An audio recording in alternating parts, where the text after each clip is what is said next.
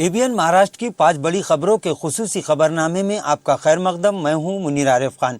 नाजरीन, खबरें शुरू करने से पहले एक नज़र डालते हैं आज की सुर्खियों पर।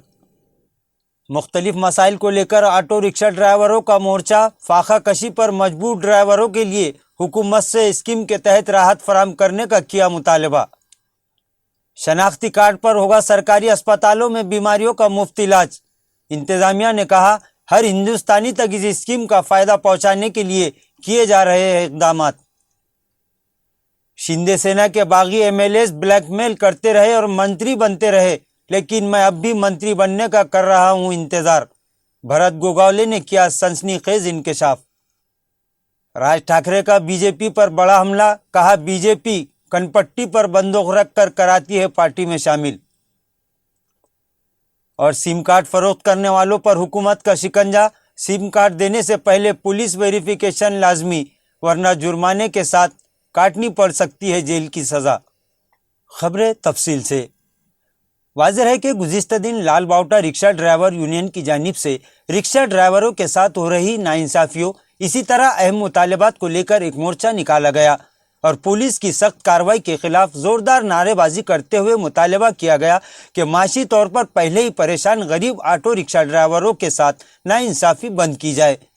नाज़रीन, मोर्चे में शामिल तमाम ही ड्राइवरों का कहना है कि महंगाई के इस दौर में जिस तरह दीगर शोबों में कामकाज करने वाले, छोटा मोटा कारोबार करने वाले परेशानियों का सामना कर रहे हैं, तो वहीं ऑटो रिक्शा ड्राइवरों की परेशानियों और तकलीफ़ों की तरफ तो कोई तवज्जो देने के लिए तैयार नहीं है।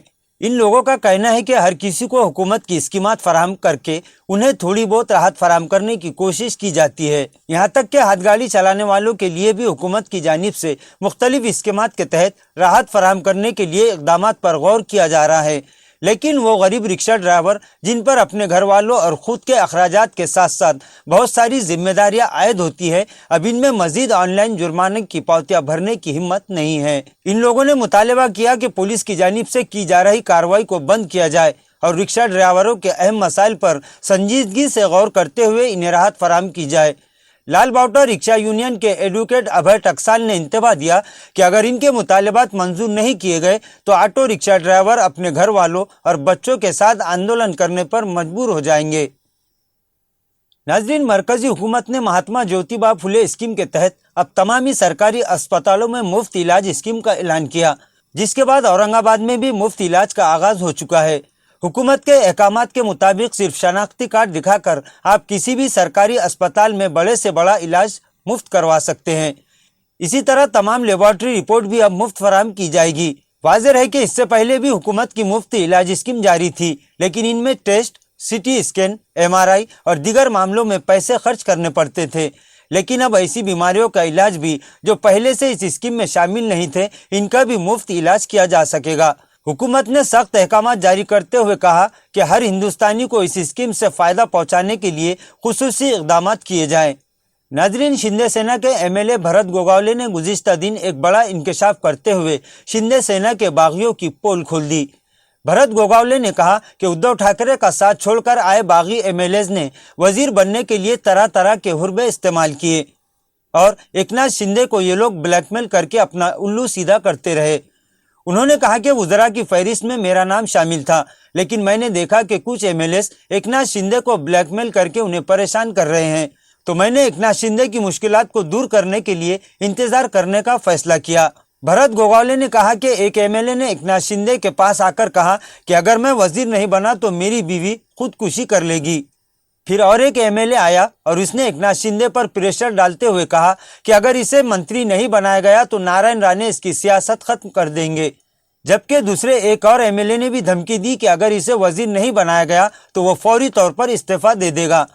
इसी तरह गोगावले ने यह भी कबूल किया कि हुकूमत की हल्फ बर्दारी तकरीब से एक दिन पहले एकनाथ शिंदे ने औरंगाबाद के एक MLA को फ़ोन करके कहा था कि मंत्री बनने के लिए थोड़ा इंतज़ार करना पड़ेगा।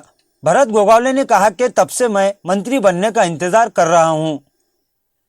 नाजरीन, गुज़िश्ता 2 दिन पहले ही मनसे सरबराह राज ठाकरे ने बताया था कि बीजेपी की तरफ से उन्हें ऑफर दिया गया है और तभी से महाराष्ट्र में तरह तरह की अफवाहें चल रही थी। लेकिन कल राज ठाकरे ने बीजेपी के बारे में जो बड़ा बयान दिया, उससे सारी बातें साफ हो चुकी है। राज ठाकरे ने कहा कि बीजेपी कनपट्टी पर बंदूक रखकर पार्टी में शामिल करवाती है।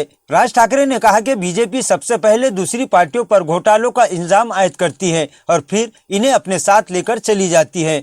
इसी तरह उन्होंने ये भी कहा कि बीजेपी के साथ जाने वाले गाली में छुप कर जाते हैं, तो शायद इनका इशारा एनसीपी के नेता और नायब वजीर आला अजीत पवार की तरफ था। राज ठाकरे गुज़िश्ता दिन पनवेल में पार्टी कारकुनान से खिताब कर रहे थे। इसी दौरान उन्होंने बीजेपी को एक फार्मूला भी दिया। उन्होंने कहा कि बीजेपी दीगर पार्टियों को तोड़ने की बजाय अपनी ही पार्टी को मजबूत करने पर तवज्जो दे। उन्होंने एक तंजिया जुमला कहकर अपनी बात खत्म की कि बीजेपी पहले 70,000 करोड़ का मामला उठाती है और फिर अपने साथ लेकर चली जाती है। नाजरीन, हुकूमत ने जाली सिम कार्ड और इसके जरिए होने वाले जराइम पर काबू पाने, इसी तरह आवाम के साथ हो रही धोखाधड़ी पर शिकंजा कसने के लिए अब एक नया फरमान जारी किया है। हुकूमत के फरमान के मुताबिक अब सिम कार्ड फरोख्त करने वालों को पुलिस वेरिफिकेशन हासिल करना लाजमी होगा। इस हुक्म के मुताबिक जिस डीलर से आप सिम कार्ड फरोख्त करने के लिए खरीदते हैं, अब उसका भी पुलिस वेरिफिकेशन हासिल करना जरूरी होगा। इसी तरह सिम कार्ड फरोख्त करने के लिए भी ग्राहक का पुलिस वेरिफिकेशन करवाना जरूरी है। वाज़ेह है कि हुकूमत ने अब तक 66,000 डीलरों पर कार्रवाई करते हुए उन्हें ब्लैक लिस्ट कर दिया, जबकि 3,000 से ज्यादा डीलरों पर मुकदमात भी दर्ज किए जा चुके हैं। और इस सिलसिले में रहनुमा हिदायत जारी करते हुए खबरदार किया गया कि बगैर वेरिफिकेशन के सिम कार्ड फरोख्त किया जाता है तो इस पर न सिर्फ भारी जुर्माना आयद किया जाएगा, बल्कि इसमें जेल की हवा भी खानी पड़ सकती है। हुकूमत की इस गाइडलाइन के बाद जाली सिम कार्ड के लेन देन के कारोबार पर रोक लगने का इम्कान जाहिर किया जा रहा है।